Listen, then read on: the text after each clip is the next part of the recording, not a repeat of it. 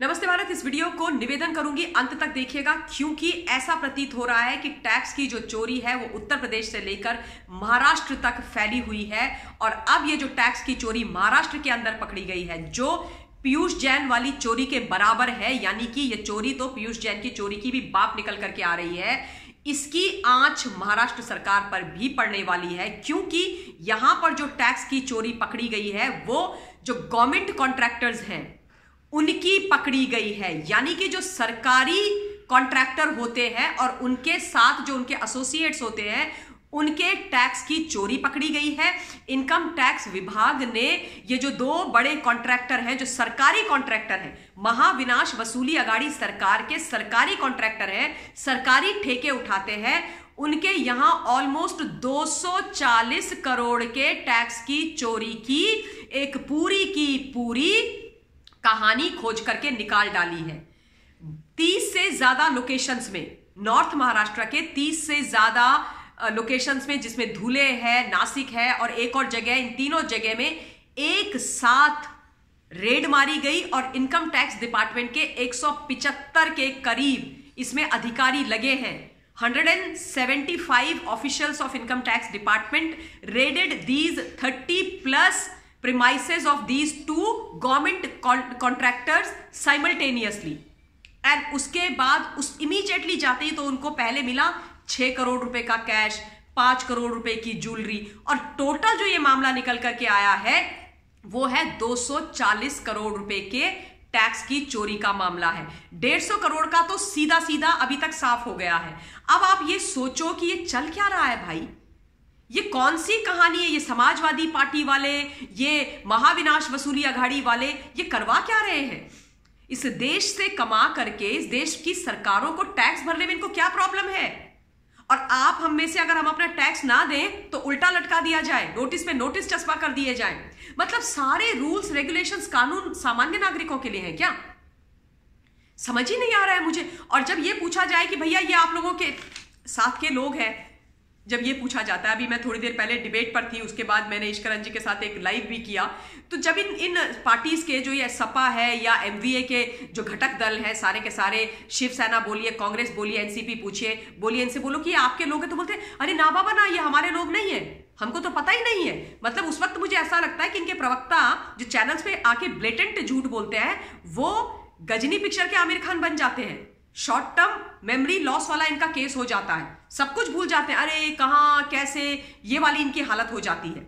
और लगातार मैं ये बोलने लगी हूं अब तो कि ये सारे के सारे, चाहे ये हाथी वाले, ये सारे जो है भ्रष्टाचारियों के साथी बन करके रह गए हैं। और जिस प्रकार से ये समाजवादी इत्र वाले को एकदम दूध में से मक्खी की तरह निकाल करके फेंक दिया है अपने अखिलेश यादव ने, मुझे 2 लाइनें मैंने लिखी है, वो भी मैं आपको बता देती हूं कि सपा नेता तो निकले बड़े ही बेवफा, सपा नेता निकले बड़े ही बेवफा, और चोरी पकड़े जाने पर छोड़ दिया अखिलेश ने अपना इत्र वाला परम सखा।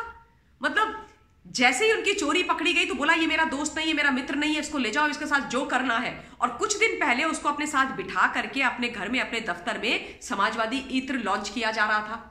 तो अब किस पे भरोसा करें हम, और कैसे भरोसा करें, और क्यों भरोसा करें? और इसलिए प्रश्न लगते हैं। आप बताइए कि ये बोल रहे हैं कि पॉलिटिकल वेंडेटा है जी, काहे का पॉलिटिकल वेंडेटा है, किस बात का पॉलिटिकल वेंडेटा है? अरे भाई, अगर वो पान मसाले के 4 ट्रक नहीं पकड़े जाते तो चुनाव भी निकल जाते, सब कुछ हो जाता, पीयूष जैन पकड़ा ही नहीं जाता। वो तो 2.5 महीने पहले आज से वो 4 ट्रक पकड़े गए, उसके बाद पूरी खोजबीन की गई, उसके बाद जब रेड मारी गई तो पीयूष जैन तक पहुंच गए। अब चुनाव बीच में है तो इसमें कोई कर क्या सकता है? चुनाव तो मैं बार बार बोल रही हूं, सबसे बड़ा लोकतंत्र है, बहुत बड़ा राष्ट्र है हमारे यहां। छोटे और बड़े दोनों प्रकार के अगर हम चुनाव को जोड़ ले तो हमारे यहां पूरे साल भर चुनाव चलते रहते हैं। तो मतलब चुनाव की दुहाई देते देते विपक्ष क्या चाहता है कि हमारे यहां की इन्वेस्टिगेटिव एजेंसीज काम ना करें, इन लोगों को ना पकड़े जिनका बोझ हम अपने कंधों पर ले लेकर के घूम रहे हैं। शर्म आनी चाहिए सीरियसली इस तरीके के राजनीतिज्ञों को।